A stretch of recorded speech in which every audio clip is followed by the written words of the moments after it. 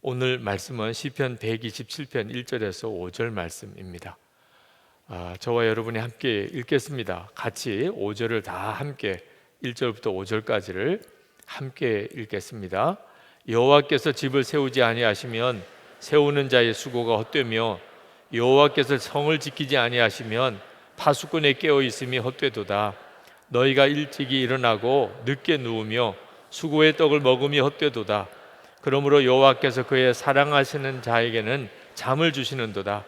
보라, 자식들은 여호와의 기업이요 태의 열매는 그의 상급이로다. 젊은 자의 자식은 장사의 수중의 화살 같으니 이것이 그의 화살통에 가득한 자는 복되도다. 그들이 성문에서 그들의 원수와談판할 때에 수치를 당하지 아니하리로다. 아멘. 성경은 분명히 예수를 믿으면 행복해진다, 자신뿐만 아니고 가정도 행복해진다고 말씀하셨습니다. 사도행전 16장 31절에 이르되 주 예수를 믿으라, 그리하면 너와 내 집이 구원을 받으리라 말씀하셨습니다. 오늘 우리가 이렇게 가정을 위해서 모이는 분명한 성경적인 근거가 있는 겁니다. 우리가 예수를 믿으면 우리 자신과 우리의 가정이 구원을 받습니다. 그 구원이라는 말은 행복해지는 거죠. 예수 그리스도 안에서 놀라운 주어진 약속입니다.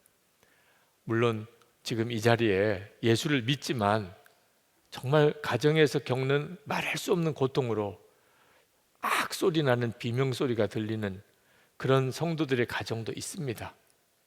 정말 왜 그런지, 어떻게 하면 이 말씀이 우리 가정에 그대로 이루어질 수 있는지 오늘 우리가 다시 한번 말씀 앞에 서보고, 그리고 역사하시는 성령의 역사를 향하여 마음의 문을 활짝 열고 기도했으면 좋겠습니다. 우리가 그저 교회만 다닌다고 예수 믿는 거는 아닌 거 아시죠? 네. 안 믿는 것도 아니지만 교회 다니는 것만으로 예수 믿는다고 말하기도 어렵습니다.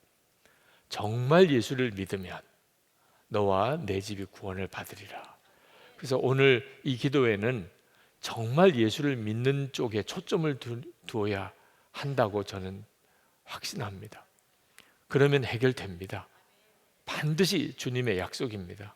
사람의 약속도 지켜야 하는데 우리 주님이 하신 약속을 주님이 지키지 않으실 리가 없습니다.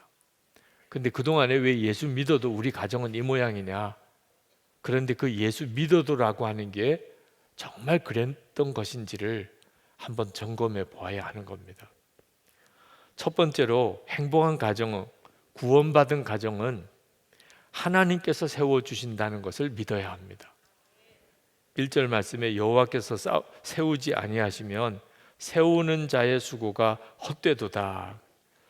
행복은, 가정의 행복은 우리가 노력해서 애를 써서 우리가 잘해서 그래서 가정이 행복하게 되는 게 아니고 하나님이 세워주시는 거예요.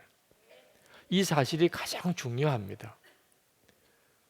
우리를 행복하게 해주는 것이 집도 무슨 자동차도 또는 재산이 많은 것도 아닌 것은 이미 잘 아시죠? 잠언 17장 1절에 마른 떡 한 조각만 있고도 화목하는 것이 육선이 집에 가득하고 다투는 것보다 나으니라. 재산이 많고 가진 게 많아도 가족들 사이가 원수처럼 싸우는 가족들이 많습니다. 하도 싸우니까 뉴스에도 다 나올 정도인 가족들도 많습니다. 그런데 가진 게 별로 없는 것 같아도 화목한 가정, 그게 진짜 구원받은 가정이죠. 어떻게 가족들이 다 화목할 수 있을까? 우리가 다 살아보면 알지만 부부 사이도 마음 안 맞을 때가 많고 부모 자녀 세대가 세대 차이가 그렇게 나는데 형제들끼리도 그렇게 싸우고 자라는데 어떻게 가정이 화목할 수 있을까요? 하나님을 바라보는 눈이 뜨일 때 그렇게 됩니다. 하나님을 바라보는 눈이 열리면 우리의 인생의 모든 문제를 다 하나님께 맡기고 싶어지게 됩니다. 우리가 눈이 뜨여서 우리가 하나님을 만나게 되면, 그러면 인생은 아주 간단해져 버립니다. 저 하나님만 믿으면 되는 거구나. 하나님 말씀대로만 하면 되는 거구나. 조금 더 의심도 없고 갈등도 없어집니다. 우리가 예수를 믿고도 하나님 말씀대로 살지 못하고 하나님 뜻대로 순종하지 못하는 이유는 아직도 우리가 하나님을 바라보는 눈이 뜨이지 못해서 그런 겁니다. 그러니까 여전히 내 생각이 하나님 뜻보다도 더 먼저 되는 거죠. 하나님이 가정을 세우신다는 이야기는 온 가족들이 다 하나님을 바라보는 눈이 뜨였다는 것입니다. 하나님을 바라보는 눈이 뜨이고 나면 싸울 일이 없어지게 됩니다. 정말 가정 안에 화목의 역사가 일어나는 거죠. 그래서 진짜 가정의 행복은 하나님이 세우시는 거구나 하는 것을 알게 됩니다. 그래서 기도하는 거죠. 우리가 그저 가정 행복하게 해달라고 하는 기도도 기도가 아닐 수는 없지만 기도가 뭔지를 정확히 알 필요가 있습니다. 가정에서 하나님이 우리 가정을 세우기 위하여 우리가 기도를 한다는 것은 뭘 의미하는 걸까?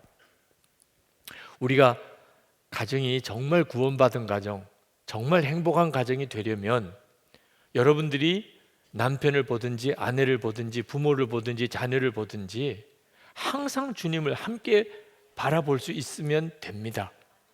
남편을 보는데 주님이 같이 보이면, 아내를 보는데 주님이 같이 보이면, 그러면 주님이 부부 관계를 정말 놀랍게 만들어 가십니다. 가정의 행복의 비밀은 가족을 볼 때 주님이 같이 보이는 겁니다. 그런데 기도를 그렇게 하는 것입니다. 우리가 하나님 앞에 가족들을 위해서 기도하는 것은 내가 가족을 만나기 전에 먼저 기도로 가족을 먼저 만난다고 하는 뜻입니다. 남편에게 무슨 할 이야기가 있기 전에 기도로 먼저 남편을 만나는, 아내에게 무슨 할 말이 있을 때 기도로 먼저 아내를 만나는 거예요. 하나님 앞에서. 그러면 하나님께서 다 가르쳐 주십니다. 남편에게 무슨 말을 해야 되고 무슨 말은 하지 말아야 되는지. 기도하면 주님이 우리가 가정 안에서 가족들을 어떻게 대해야 될지를 다 말씀하십니다. 그러니까 가족이 화목하게 되는 거죠. 주님이 용서할 마음도 주시고 사랑할 마음도 주시고 우리의 마음에 기쁨도 주시고 하나님께서 우리 안에 이루시는 놀라운 일들이 기도 중에 다 일어납니다. 그래서 하나님이 우리 가정을 세울 수 있는 거죠. 기도가 없이는 절대로 하나님이 그 일을 이루실 수가 없습니다. 그래서 무엇보다 하나님이 해주셔야 된다. 그러려면 반드시 기도가 있어야 된다. 그리고 항상 주님이 같이 보여야 된다. 남편에게 이야기를 할 때, 아내에게 이야기할 때, 부모에게, 자식에게 이야기할 때 항상 주님이 같이 계신 것을 명심해야 합니다. 우리 집에, 우리 가정을 세우실 분은 주님이시니까 주님이 항상 우리 집에 계시다. 그런데 그저 계신 게 아니고 그분이 우리 집의 왕이시다. 오늘 이 하나가 여러분에게 분명하게 결단되면 그럼 주님이 가정을 세워 가십니다. 부부 사이도 다 바꾸시고 부모 자녀 사이도 바꾸시고 가정 분위기 완전히 달라지게 만드십니다. 명심할 것은 예수님이 우리 가정에 계시고 그분이 왕이시다. 그 점을 우리가 명심하는 거예요. 항상 그 점을 분명히 고백하는 겁니다. 두 번째는 주님께서 가정을 세우신다는 것을 분명히 믿어야 합니다. 우리가 기도했고 예수님이 우리 가정에 계신 것을 정말 내가 믿음으로 바라본다면 그 다음엔 주님이 우리 가정을 세우실 것이다. 그 점을 믿음으로 받아들여야 돼요. 2절에 보면 그러므로 여호와께서 그의 사랑하시는 자에게는 잠을 주시는도다. 여기 잠을 주신다는 말은 완전한 믿음으로 평강이 마음에 임했다는 말. 그러니까 편안하니까 잠을 자는 거죠. 불안하면은 잠이 안 오는 거죠. 그냥 깜짝깜짝 놀라게 되죠. 불면증에 시달리게 되죠. 잠을 자도 늘 걱정이 앞서죠. 깊은 잠을 못 자죠. 그런데 믿으면 주님께 진짜 다 맡기게 되면 그러면 편안한 잠을 자는 거예요. 그 말은 믿어야 한다는 겁니다. 우리 가정을 하나님이 세우실 것이다. 천국 같은 가정, 정말 기쁨이 넘치고 행복한 가정으로 주님이 만드신다.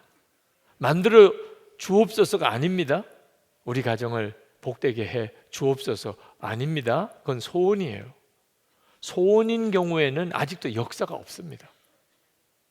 믿음이어야 합니다. 주님은 반드시 우리 가정을 회복시키시고 행복하게 하시고 가족들 다 화목하게 하시고 우리 가족 다 구원해 주신다 하고 믿는 거예요.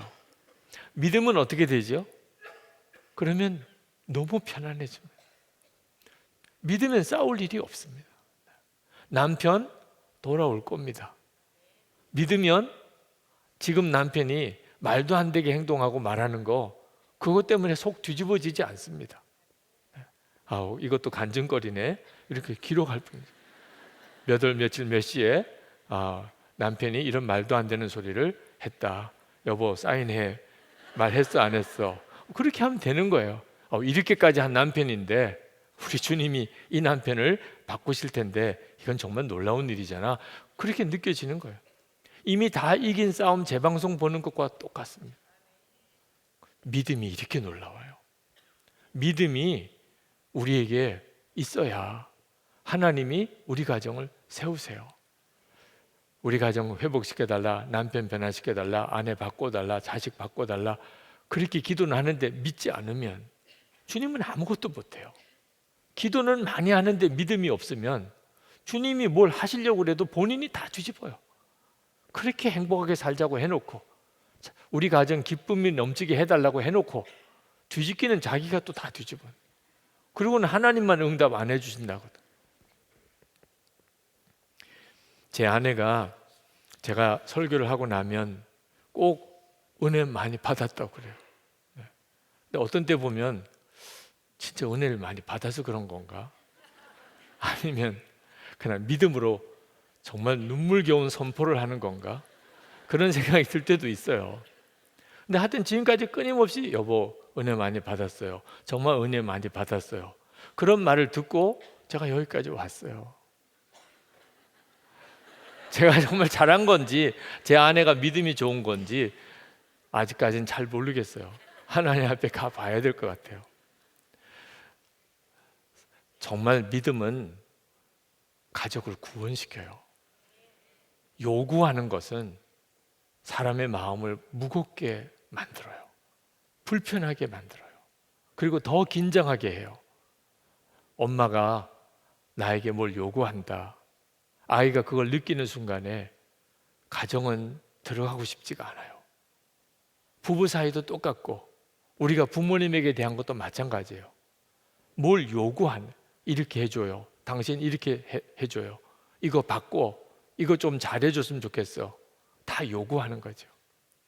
요구하는 것은 상대방을 도와주지 못해요. 요구한다고 느낄 때는 그 다음부터는 그건 다 부담이 돼요. 그런데 믿는 거는 완전히 달라요. 나를 믿는구나. 진짜 저 사람이 믿네. 뭔가 근거가 있나 봐. 집안이 굉장히 어려워졌어요. 경제적으로 말할 수 없이 힘들어요. 그런데 가족 중에 한 사람이 정말 편안한 얼굴로 기쁨의 찬송을 불러요. 그러면 그 찬송 소리가 온 가족들에게 우리가 지금 망하는 게 아니구나. 지금은 어렵지만 우린 여기서 끝이 아니구나. 그런 희망을 얻게 돼요. 기도하는 사람들이 좋은 이유가 거기 있는 거예요. 기도하면 그러면 믿음이 생기는 거예요. 그래서 그 믿음이 우리 가정을 다시 일으키는 거예요. 하나님이 그런 믿음을 통하여 일하실 수 있게 되는 겁니다. 향기 내는 사람들이라는 그 히즈비즈 커피라고 그 장애인들을 고용해서 커피 전문점을 하는 그런 프랜차이즈 기업이 있습니다. 그 일을 일구어낸 사람이 아주 젊은 사람이에요. 한동대학을 나온 임정택이라고 하는 굉장히 참 젊은 친구들. 필리핀 코스타에서 만났어요. 근데 그 친구가 간증을 하는데 참 대단한 역사를 이루어냈더라고요. 정신지체 장애인들을 스타로 훈련시켜서 최고의 바리스타가 되게 해서 그냥 장애인들을 고용해서 그들을 긍휼히 여기는 마음으로 우리가 커피 한 잔 마셔주는 게 아니고 진짜 최고의 커피를 만드는 사람을 만들어서 화제가 됐죠. 아마 여러분도 인터넷에서 찾아보면 그분에 대한 여러 가지 많은 참 감동적인 스토리를 들을 수 있을 거예요. 근데 이 친구가 한동대학에 들어갔지만 자기 진로에 대해서 자신이 없더래요. 자기가 과연 정말 성공적인 삶을 살아낼 수 있을지, 자기가 어떤 일을 정말 잘 해낼지, 나는 도대체 무엇을 위해서 살아야 될지 감이 안 잡히더래요. 그래서 어느 날 존경하는 목사님께 가서 자기 인생에 대해서 지금 자기가 방황하는 문제로 상담을 했습니다. 그랬더니 그 목사님이 그런 말씀을 하시더래요. 하나님은 실수하지 않으시는 하나님이야. 하나님이 너를 하나님의 일을 위해서 부르셨다면 하나님은 절대로 실수하지 않으셔. 그러니 그 하나님을 믿고 한 걸음 한 걸음 나아가봐. 자기는 집안도 많이 어렵고 자기도 참 연약한 게 많고 영 자신이 없었는데 그 목사님의 말씀이 너무나 마음에 확 와닿더래요. 나는 약하지만 하나님은 하지 않으시는 하나님이야. 그리고 그게 이 임정택 대표의 마음에 믿음이 되었어요. 하나님은 실수하지 않으신다. 나는 부족하고 여러 가지 모자란 게 많아도 반드시 하나님은 나를 제대로 된 길로 이끄실 거다. 사실 정신지체 장애인들을 바리스타로 훈련시켜서 그걸 커피 전문점을 한다는 일이 여러분들이 무슨 사업의 전문가가 아니라도 그게 사실 말이 잘 안 될 일이잖아요. 근데 그 일을 해낼 수 있는 믿음이 거기서 나왔더라.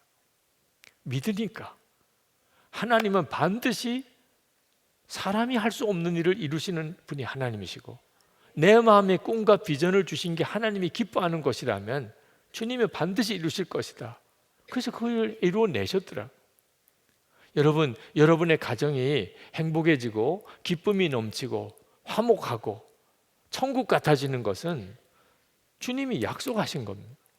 주 예수를 믿으라. 그러면 너와 내 집이 구원을 받으리라. 그렇다면 이것이 하나님의 말씀이라면 이게 될까 안 될까? 우리 가정은 안 될 거야. 저 사람은 안 고쳐질 거야. 그러면 믿지 않으니까 주님이 역사를 못 해주신 것뿐이죠. 오늘 이 시간에 여러분에게 믿음이 제대로 세워지게 되기를 축복합니다. 진짜 예수를 믿은 거예요. 그게 주 예수를 믿으라. 그러면 너와 내 집이 구원을 받으리라고 그랬잖아요. 우리 주님은 우리 가정 완전히 변화시킬 수 있어. 완전히 구원하실 수 있어. 구원해 주세요가 아니고 우리 가족 다 구원해 주세요. 우리 가정 다 변화시켜 주세요가 아니고 구원해 주실 수 있어. 구원해 주실 거야. 반드시 나는 믿어. 염려와 두려움이 여러분의 마음에서 다 사라지게 되기를 축복합니다. 이렇게 하나님을 믿으려면 그러면 나는 죽고 예수로 사는 십자가 복음이 분명해야 합니다.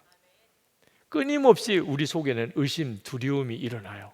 죽지 않은 우리 옛사람은 두려움과 염려 덩어리예요. 그러니까 예수를 믿었다면 나 유기성은 예수님과 함께 죽었고 그게 예수를 믿는 거예요. 그리고 주 예수님이 내 생명이시다. 그게 예수를 믿는 거예요. 주 예수를 믿으라. 그러니까 우리가 가정 안에서 우리가 할 일은 하나밖에 없어요. 나는 죽었습니다. 이젠 주님이 내 생명이십니다. 필리핀에서 상담을 한 청년을 상담을 했는데 10살 때 필리핀에 왔어요. 가족은 다 한국에 있는데 왜 그랬냐 그랬더니 엄마가 뇌암 진단을 받았어요. 엄마가 도무지 아무것도 할 수가 없어요. 곧 죽을지도 몰라. 10살 된 아이를 도무지 어떻게 돌볼지를 애는 둘인데 큰아이는 집에 두고 둘째 10살 때 필리핀의 친척의 집에 보냈어요. 그 부모도 기를 자신이 없고 아마 집에 있는 것보다 친척이지만 이렇게 필리핀에 와서 어려서 공부하면 더 유익할 줄로 알고 보냈겠지요. 그렇지만 그 아이는 그때부터 굉장히 심각한 정신적인 고통을 겪게 됐어요. 하나님 원망도 됐어요. 우리 엄마 왜 암이 되게 하셔서 나는 이렇게 10살 때 집에서 살지도 못하고 외국에 와서 친척집에서 이렇게 지내야 되나.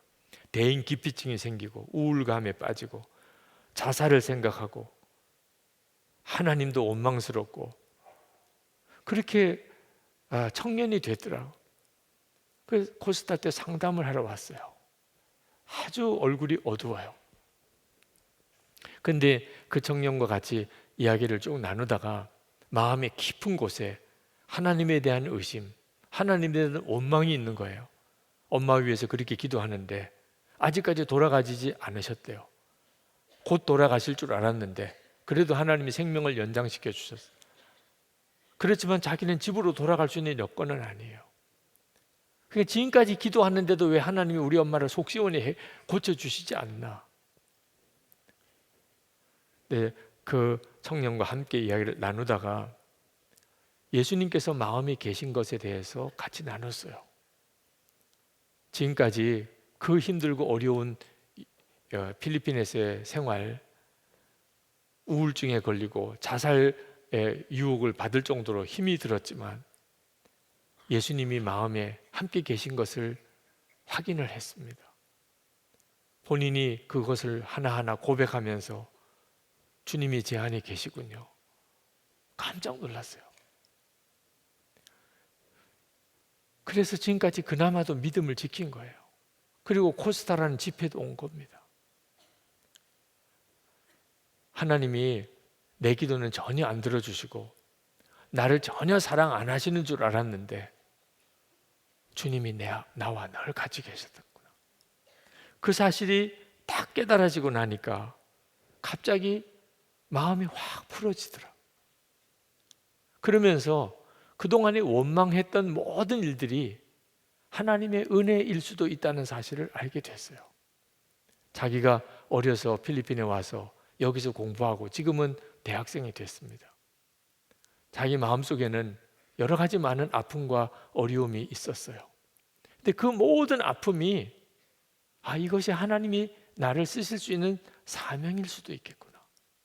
내가 겪었던 남이 겪지 못했던 그 많은 일들이 하나님이 나를 쓰실 수 있는 기회일 수도 있겠구나.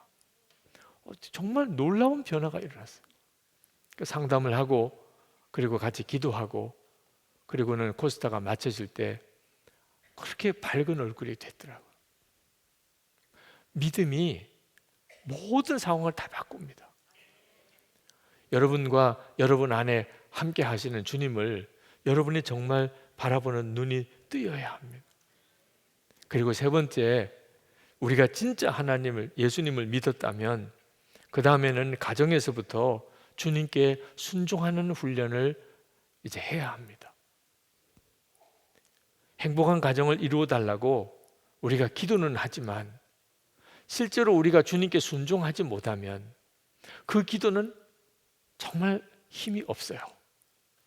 우리가 주님께 우리 가정을 정말 맡겨드렸다면, 그래서 하나님이 우리 가정을 세우시도록 맡겨드렸다면 그 다음에 우리가 할 일은 하나님이 나를 통해서 일하실 수 있도록 나를 드리는 거예요. 말을 하거나 행동을 하거나 이제 주님이 나를 마음껏 쓰세요. 그래야 주님이 우리 가정을 만드실 수 있어요. 나는 아무것도 안 하고 팔짱 끼고 하나님 우리 가정 좀 새롭게 만들어 보세요. 좀 지긋지긋한 우리 가정, 좀 기쁨이 넘치는 가정 되게 좀 해주세요. 믿지 않는 가족들 다 돌아오게 해주세요. 우리 자녀들 좀 제발 바로 설 수 있게 해주세요. 주님 제발 좀 역사해 주세요. 주님 아무것도 못하세요. 여러분이 진짜 주님께 기도했다면 그 다음부터 여러분들이 꼭 기억해야 될 것이 주님이 여러분을 통하여 주님이 하실 일을 하시려고 하신다는 거예요. 그때 여러분이 여러분 자신을 주님께 도구로 내어드려야 돼요. 그 다음부터 주님이 역사하세요. 골로새서 3장 17절에 또 무엇을 하든지 말에나 일에나 다 주 예수의 이름으로 하고 그를 힘입어 하나님 아버지께 감사하라. 우리가 이제 가정생활 할 때 말을 하거나 무슨 일을 하거나 다 주 예수님의 이름으로 하라는 거예요. 그 말은 예수님께서 나를 통해서 역사하시도록 하라는 거예요. 말을 해도 무슨 일을 해도 우리는 오직 그거밖에 없어요. 이제부터 여러분이 여러분의 가정의 생활할 때 그냥 예수님께서 나를 통하여 말하거나 일하시도록 하는 것이 우리의 할 모든 것이에요. 뭐 직장 생활을 해도 집에서 살림을 해도 아이를 가르쳐도 모든 것은 다 주님이 나를 통해서 하시는 거죠. 여러분이 만약에 정말 주님의 마음으로 가족을 섬기기를 원하면 가족이 얼마나 소중한가 하는 것을 주님이 알게 하십니다. 전에는 가족은 원망의 대상이었어요. 나를 좀 행복하게 해달라고 요구하는 대상이었어요. 그런데 여러분이 이제 나는 죽고 예수로 산다. 주님 나를 도구로 삼으셔서 주님 하실 일을 좀 해보세요. 제가 순종하겠습니다. 그러면 제일 먼저 하나님이 여러분에게 주시는 마음이 가족들이 소중하게 여겨지는 거예요. 여러분도 소중하게 여기는 거 있으시죠? 뭐 폐물 같은 거 있으시나요? 네. 보석 같은 거 있으세요? 네. 달라고는 안 하겠습니다. 하여튼 있으면 소중하게 여기시겠죠? 네.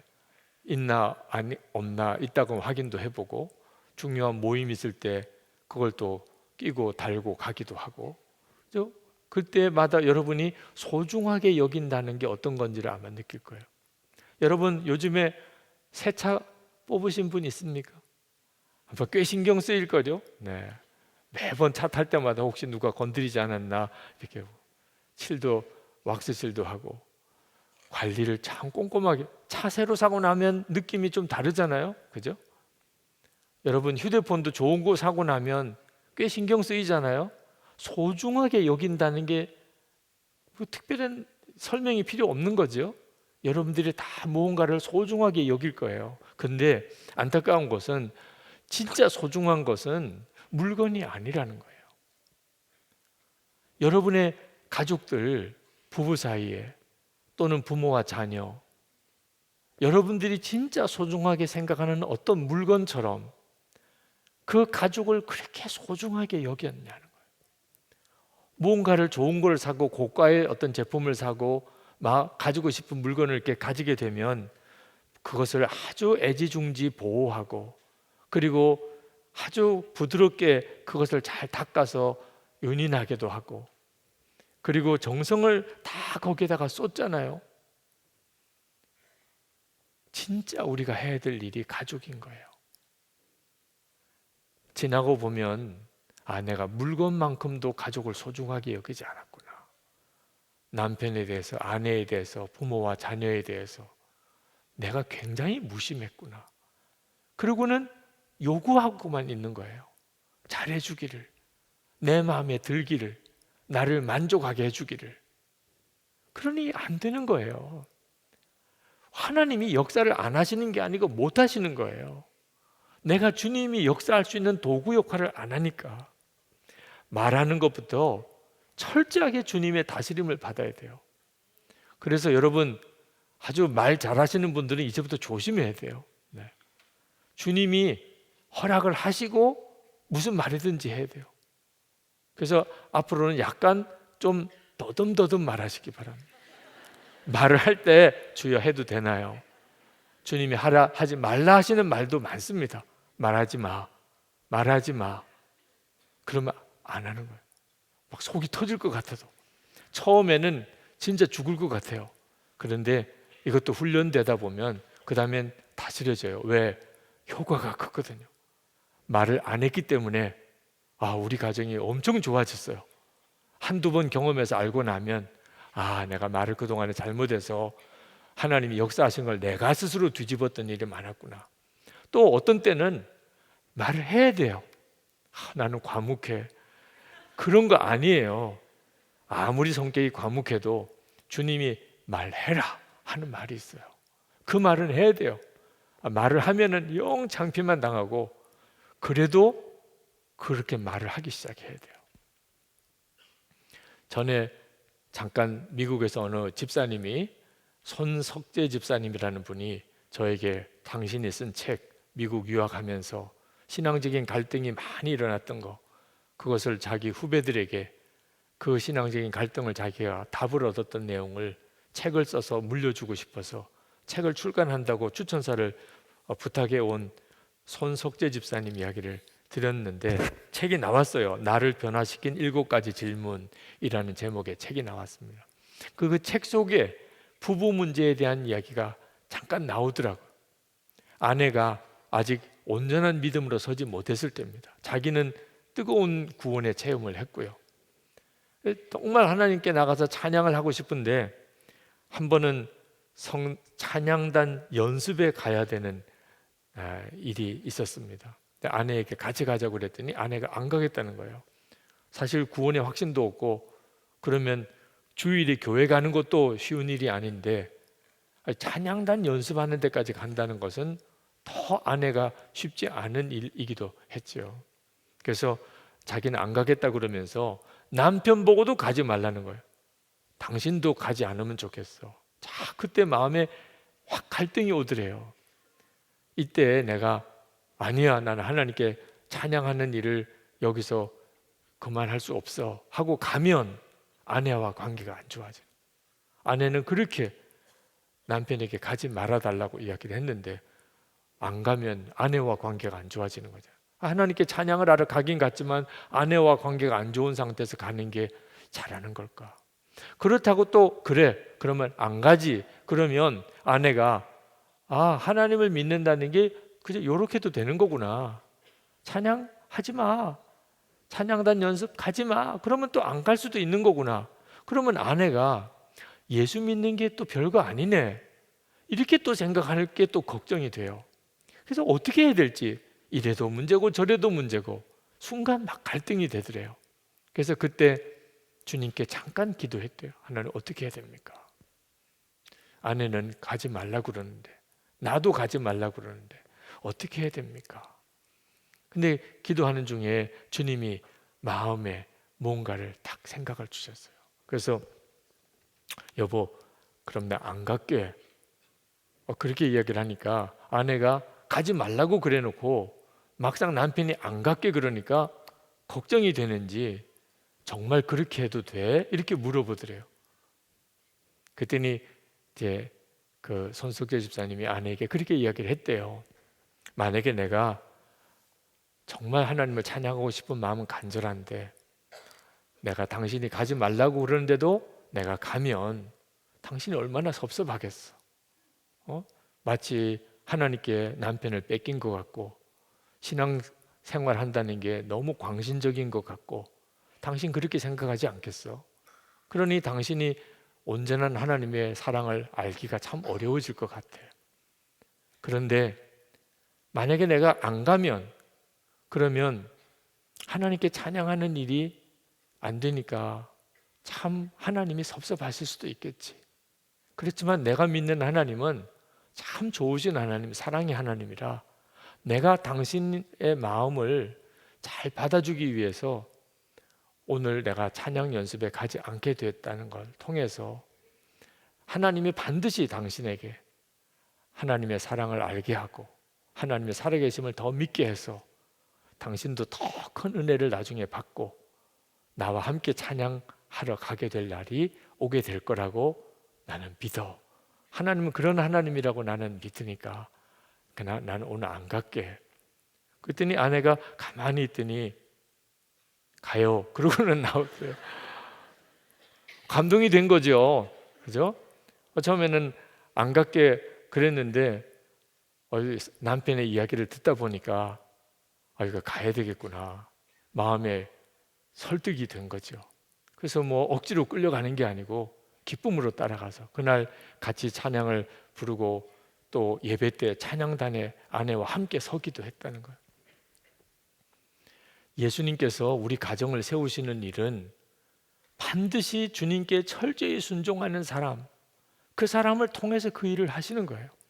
한 사람이라도 나는 죽고 예수로 삽니다. 철저하게 그렇게 하고 주님 순종할 테니 말씀해 주세요. 주님께서 반드시 그때 역사하세요. 나는 죽고 예수로 사는 그 가족을 통해서 역사하세요. 말 한마디를 해도 무슨 말을 해야 될지. 그 집사님이 한국에 아버님 예수를 믿지 않으시는 아버지를 전도한 이야기를 하더라고요. 한 번은 한국에 와서 아버지를 만나서 전도를 했대요. 아버지를 자주 뵙지도 못하고 이따금 한번 한국에 오는데 이거 아버님 어떻게 되실지도 모르니 온 김에 전도를 해야 되겠다. 그래서 아버님 좋아하시는 음식을 식당에 모시고 가서 대접을 해드리고 그리고는 말을 꺼냈대요. 아버님, 예수 믿으셔야 됩니다. 예수 믿으셔야 천국 갈 수 있습니다. 아버님 꼭 죽어서도 영원한 천국을 가실 수 있게 되기 바랍니다 하고 어렵게 아버지에게 전도를 했대요. 그랬더니 아버지가 가만히 있으시더니 그러면 너는 천국에 가냐? 라고 묻더래요. 그러니까 그 아들이 야, 아버지가 이렇게 반응하실 줄은 모르는 거죠. 아버지, 저는 정말 천국에 갈 수 있어요. 저는 예수 믿었기 때문에 확실히 저는 천국에 가요. 그랬더니 아버지가 그 아들의 눈을 아주 정면으로 노기가 띈 얼굴로 보고는 막 큰 소리로 건방진 놈 하더래요. 이 식당에 있는 다른 사람들이 다 보고 놀래가지고 다 쳐다볼 정도로 그렇게 막 녹이 어린 눈을 말로 소동을 치더라는 거예요. 네가 도대체 얼마나 교만하면 네가 천국에 갈 수 있다고 그렇게 말하냐. 아버지가 그렇게 강지 같던 분이에요. 어릴 때 옆집 대추나무 가지가 자기 마당에 온 걸 사촌들이랑 같이 그 딴 것 때문에 얼마나 아버지한테 회초리를 맞았는지. 아버지가 공부하는 거에 대해서는 한 번도 매를 댄 적이 없지만 언행심사에 잘못한 것은 절대로 놓치지 않고 그렇게 엄하게 꾸짖으셨던, 빈틈이 없이 살았고 정직하게 살았고 그렇게 사셨던 당신, 천국은 무슨 당신이 알기에는 무슨 교황이나 이런 사람이나 겨우 갈 수 있을까?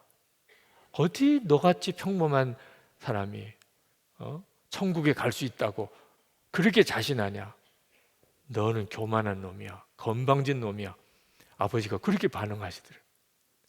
그 아버지의 호통을 듣고 마음이 그냥 움찔하긴 했지만 그래도 아버지에게 어떤 천국에 대한 대화를 할 수 있는 문이 열렸다는 것만으로 그냥 감사하자. 아버지 알겠어요. 지금 다 설명을 드릴 수는 없겠고 기도하겠습니다. 그냥 그렇게 하고서 그날은 마무리를 했어요.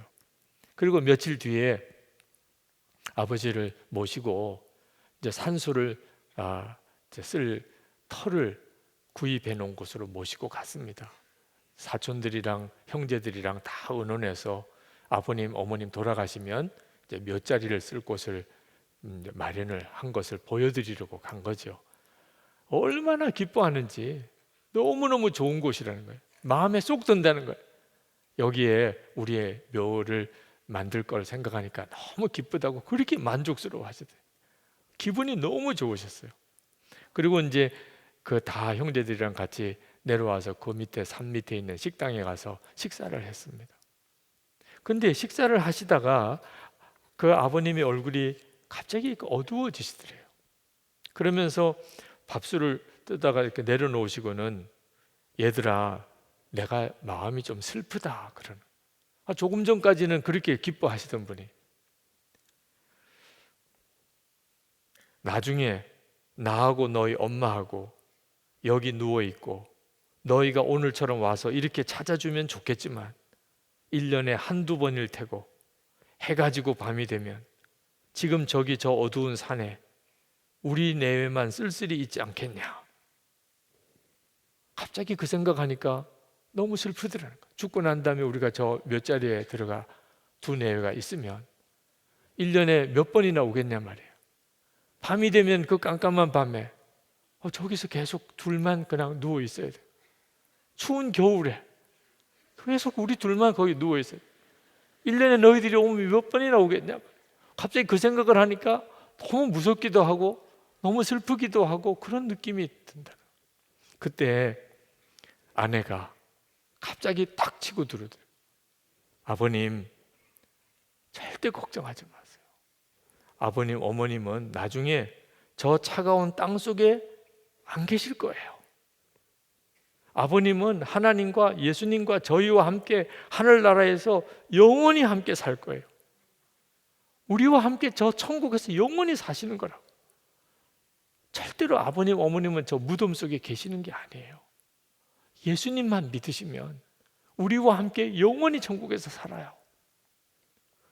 그 이야기를 하는데 아버님이 갑자기 눈물이 글썽하면서 그러냐, 그런 거냐 그러시더라고요. 더 이상 말씀을 안 하시더래요. 그리고 이제 이분들은 미국으로 갔어요. 그리고는 전화를 받았는데 그날 내려오시고 난 주일에 아버님이 그 동네에 있는 교회에 가셨다는 거예요. 그리고는 거기서 새신자 교육도 받고 그리고 신앙생활을 그렇게 시작을 하셨다고 하는 이야기를 들었다는 겁니다. 너무 기뻤다는 거예요. 여러분, 우리의 삶 속에 하나님의 역사하심은 정말 놀라워요. 주님이 정확하게 우리가 말해야 될 것과 행동할 것을 우리 가정에서 우리를 이끄세요. 아담이 하와를 처음 봤을 때 너무너무 좋았어요. 그죠?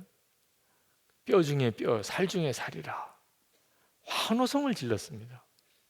이유는 딴 여자가 없었기 때문에. 아담은 여자는 본 적이 없어요. 그리고 하와를 여자로 처음 봤고 비교할 다른 여자가 없어요. 그러니까 하와가 아담에게 있어서는 여자의 모델이에요. 하와의 생김이 최고고 유일해요. 그러니 그리 좋을 수밖에 없는 거죠. 근데 남편 여러분, 아내가 여러분에게 꼭 그런 존재예요. 여러분에게 있어서 여자는 아내밖에 없어요. 그러니까 여러분이 보는 눈을 정말 아내에게 초점을 딱 맞춰야 돼요. 뭐 키가 작다, 뭐 뚱뚱하다, 비교 대상이 있으니까 그런 거예요. 아니 유일하게 나에게는 그 여자밖에 없어요. 그러면 내 아내가 최고죠, 그죠? 내 아내가 모델이죠. 세상에서 제일이죠. 그게 아담과 하와의 관계예요. 그게 바로 소중하게 여기는 거예요. 남편이 아내를 세상의 유일한 여자로 여기는 거예요. 그러면 아내는 세상 없이 행복한 아내가 됩니다. 한번 그렇게 살아보세요. 우리 여자들도 남편을 생각하실 때 하와가 창조되고 난 다음에 아담밖에 없었어요. 남자는 유일하게 아담밖에 없어요. 근육이 있고 없고 비교할 대상이 없어요. 키가 크고 작고 뭐 머리가 많이 빠졌고 안 빠졌고 이게 비교 대상이 없다니까. 남편이 그냥 유일한 남자예요. 그러니까 그 부부가 하나님이 만드신 창조의 원리의 부부죠. 다른 사람하고 자꾸 비교하고 딴 남자 딴 여자를 보니까 부부 생활이 어려움이 생기는 거예요. 하나님이 정하시기를 남자를 여자의 머리라고 했어요. 우리 아내 되시는 분, 남편은 여러분의 머리예요. 그건 절대로 자존심의 문제가 아니에요. 남편이 어떻게 내 머리가 되냐? 그냥 하나님이 머리라고 그랬으면 머리인 거예요. 그러니까 여러분의 머리처럼 대하면 돼요. 여러분의 머리를 어떻게 대해요? 마음에 안 드는 머리면 어떻게 대해요? 때려요? 욕해요? 막 소문내요? 내 머리는 이래 이러면서 소문내요? 미장원 가서 가꾸잖아요, 그죠? 그리고 얼마나 발라요. 또 여러분의 머리인데 이건 뭐 어떻게 해요? 타고난 걸 그렇게 꾸미짓고 살잖아요. 그리고 지금 이렇게 오셨잖아요. 지금 남편 그렇게 하라는 거예요. 그걸 어떻게 바꿔요? 여러분의 머리인데. 그러니까 여러분의 머리 다듬듯이 남편을 뭔가 모질하면 약간 좀 부풀리고, 네, 가꾸고, 파마도 한번 해보고, 단발머리도 해보고, 그렇게 가꾸면 또 괜찮아요. 보기가 여러분 얼굴 보듯이 괜찮아요. 네. 그렇게 하라는 거예요. 남편 머리다, 내 머리다. 내 머리 하나 또 따로 가지고 있는 거죠. 지금 달려있는 머리도 있고 집에 또 머리가 하나 또 따로 있어요. 그래서 수시로 이렇게 들여다보고 괜찮나, 보기가 괜찮나. 남편에게 있어서는 정말 너무 좋은 거죠. 나는 주님의 도구입니다. 나는 예수님 한 분으로 충분하고 나를 도구로 삼으셔서 우리 가족들 다 정말 행복이 뭔지 알게, 우리 가정이 복이 뭔지 알게 해주세요. 여러분이 그렇게 주님께 드리면 그럼 주님이 여러분을 통해 역사하세요. 자녀도 복이라고 믿어야 돼요. 3절부터 거기 5절까지 보라, 자식들은 여호와의 기업이요 태의 열매는 그의 상급이로다. 젊은 자의 자식은 장사의 수중의 화살 같으니 이것이 그의 화살통에 가득한 자는 복되도다. 그들이 성문에서 그들의 원수와談판할 때에 수치를 당하지 아니하리로다.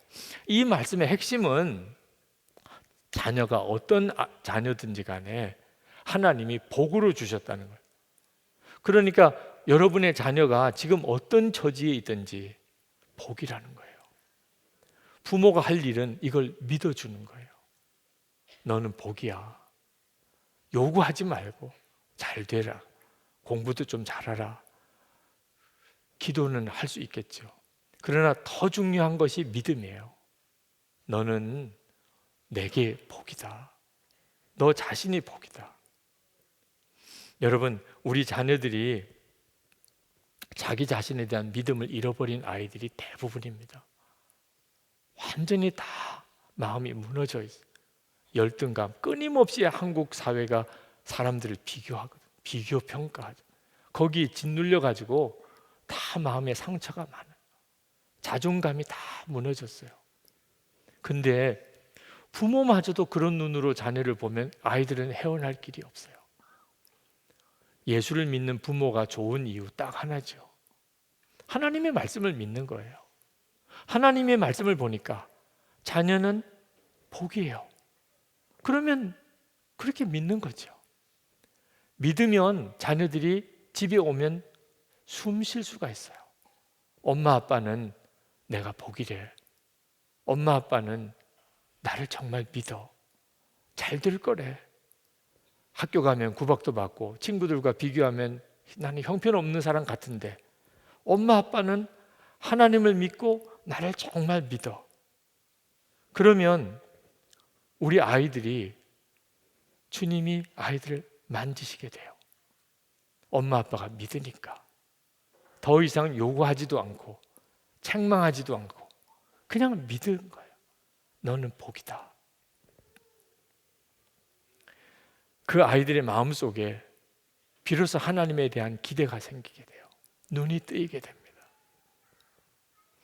여러분, 우리 가정에서 살아갈 때 가족들 때문에 사실 마음이 하루에도 12번씩 막 뒤집어지는 일이 생깁니다. 그때 여러분 꼭 기억해야 돼요. 예수님을 진짜 믿어야 하는 거예요. 그러면 주님이 역사하세요. 소원은 믿음이 아니에요. 여러분이 진짜 주님이 믿어지지 않을 때는 그러면 잠잠히 주님을 바라봐야 돼요. 시편 46편 10절에 너희는 가만히 있어 내가 하나님 됨을 알지어다. 참 잠잠히 있기가 쉽지 않을 때가 있습니다. 부부 사이에도 부모 자녀 사이에도 잠잠히 있기가 참 어려울 때가 있어요. 어느 집사님이 직장 생활하면서 너무너무 힘들어서 기분 나쁜 일이 계속되는 바람에 그냥 사표를 썼습니다. 10년 넘게 직장 생활 못해요.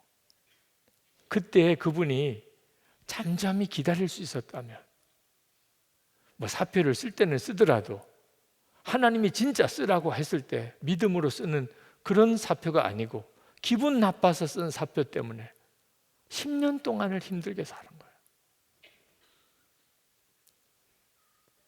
주님을 진짜 바라보는 눈이 뜨여야 내가 하나님이 역사하시는데 가로막지가 않게 돼요. 주님이 일하실 수 있도록 나를 드릴 수가 있게 됩니다. 끝으로 우리가 하나님 앞에 꼭 기도했으면 싶은 것이, 지금 여러분들의 힘들고 어려웠던 가정의 모든 형편이 다 나중에는 성지가 된다는 겁니다. 제가 성지순례를 가보니까 황량한 광야더라고요. 근데 그걸 보려고 그 많은 돈을 들여서 그 이집트, 요르단, 그리고 예루살렘에 가서 둘러보고 오는 거예요. 왜 그렇지요? 그렇게 고생스러웠던 그 출애굽 과정과 예루살렘에서 정착하고 하는 모든 과정, 주님의 십자가의 길 다 주님이 함께 계셨기 때문에 그거 보려고 그 많은 돈을 들여서 가는 거예요. 국내 성지순례도 가보면 그 무서운 핍박의 자리가 다 성지예요. 그 끔찍했던 일들. 그런데 예수님의 이름으로 믿음을 지켰기 때문에 우리가 다 그 돈을 들여서 그곳을 둘러보고 있는 거예요. 지금 현재 눈물 흘리고 기도하는 여러분의 가정이, 거실이, 기도 늘 했던 안방이, 주방이 나중에 보면 다 성지입니다. 이 세상 떠날 때 그곳이 정말 성지예요. 오늘 이 시간 주님이 마지막으로 저에게 주신 말씀이 너희 가정을 성지가 되게 하라는 거예요. 좋고 나쁜 평가를 하지 마세요. 주님이 함께 계시면 가장 힘들었던 순간이 이곳이 성지가 됩니다. 내가 여기서 하나님의 역사를 경험했었지. 여기서 주님을 만났지. 여기서 우리 가정이 확 바뀌었지. 오늘 주님이 그 일을 여러분 가운데 이루실 줄 믿습니다. 우리 같이 찬송하고 함께 기도하는 시간을 좀 갖겠습니다. 언제나 내 모습, 우리 그 찬송 함께 같이 부르시겠습니다.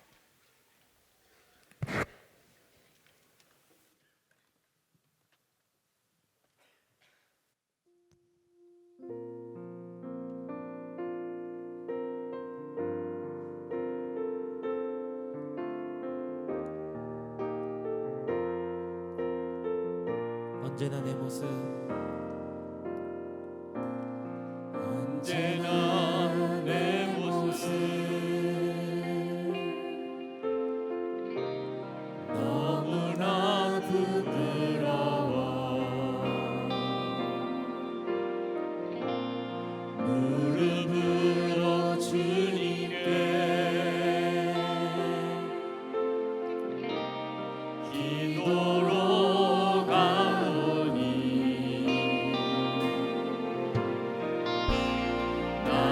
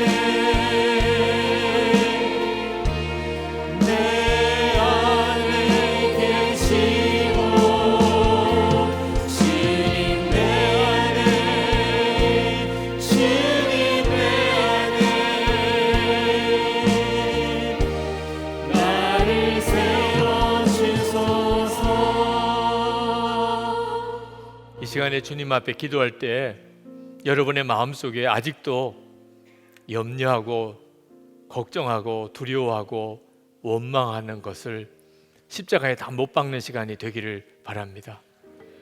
완전한 믿음을 주님이 여러분에게 주시기를 원하십니다. 여러분이 취하십시오. 우리 가정을 하나님이 완전히 책임져 주셨음을 믿습니다. 너와 내 집이 구원을 받으리라. 아멘입니다. 반드시 주님은 그렇게 하십니다. 확실히 믿습니다. 이제는 더 이상 될까 안 될까 걱정 안 하겠습니다. 됩니다. 주님 우리 가정을 완전히 구원하십니다. 천국 같은 가정 만드십니다. 기쁨이 넘치게 하십니다. 주님 제 안에 완전한 믿음의 변화를 주소서. 우리 주여 한번 부르짖고 기도하겠습니다. 주여! 할렐루야. 그리고 놀라우신 아버지 하나님, 놀랍게 권하실 주님을 기대하며 믿고 신뢰하며 나아갑니다.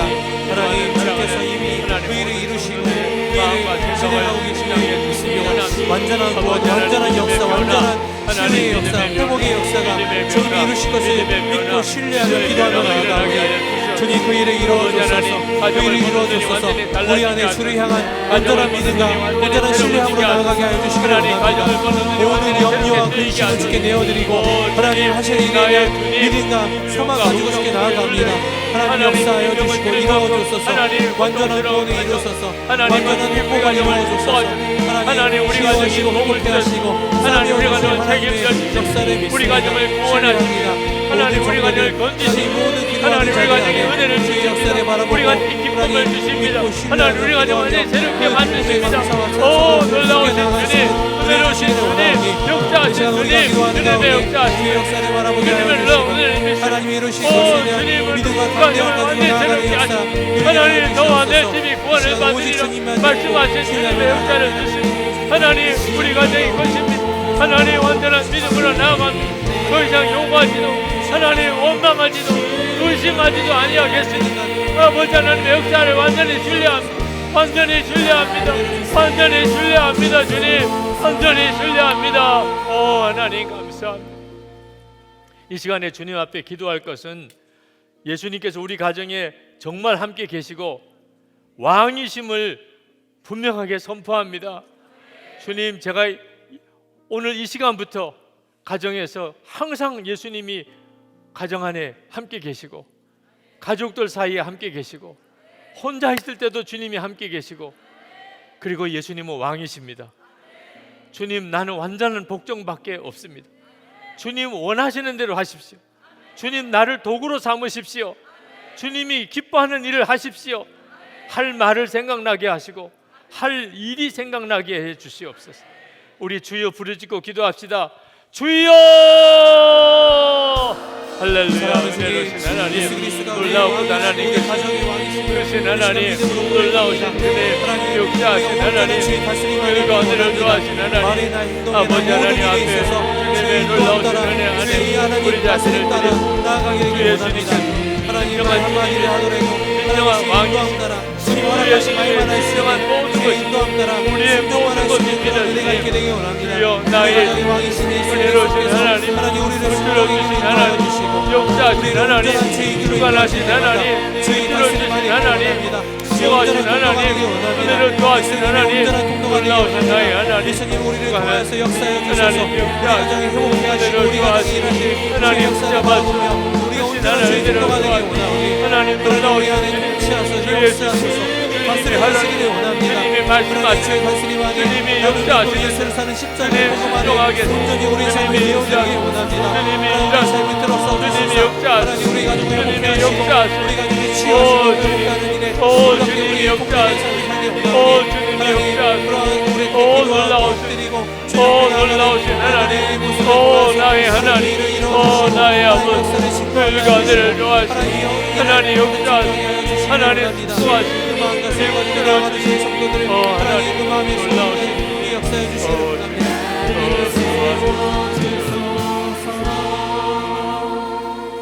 기도 받으시기 원하는 분들은 내려오셔서 기도 받으시고 강단에 올라오실 분들은 정말 가정 안에 하나님의 기적이 일어나기를 말씀하신 그대로 우리 가정에 구원이 임하기를 갈망하시는 분들은 강단에 와서 주님께 더 나아가실 수 있게 되기를 바랍니다. 우리가 함께 마지막으로 합심해서 기도할 기도 제목은 하나님, 우리 가정이 성지가 되게 해 주옵소서. 황폐하기도 하고 말할 수 없는 어려움도 많지만 주님만 함께 하시는 곳이라면 하나님, 성지가 되는 것을 믿습니다. 하나님, 힘들고 어려웠던 순간들, 또 참 답답하고 안타까웠던 현장이 다 성지가 되게 하소서. 우리에게 영원히 잊을 수 없는 기념비, 믿음의 기념비가 우리 가정 안에 세워지게 해 주시옵소서.